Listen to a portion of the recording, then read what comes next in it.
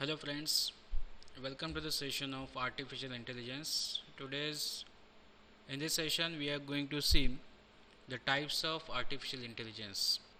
So in last session we have seen the type 1 artificial intelligence, that is based on the capabilities. Now in this session we are going to see type 2 artificial intelligence, that is based on the functionality. So in this type 2 functionality based artificial intelligence, the first type is reactive machines. Reactive machines are the machines which has a specific reaction against the action. So in that one, purely reactive machines are the most basic types of artificial intelligence.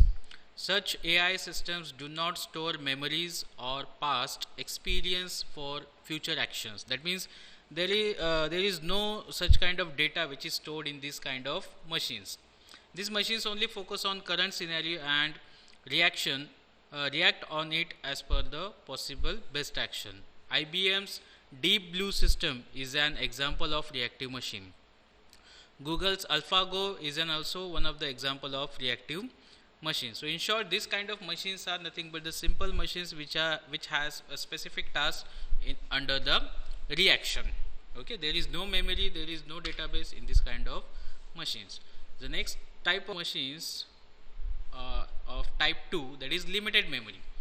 Limited memory machines can store past experience or some data for a short period of time. That means a little bit of data is stored for a little bit of time. There is no permanent data or no large amount of data is stored in this kind of machines. These machines can use stored data for a limited time period only. Self-driving cars are one of the best example of limited memory system.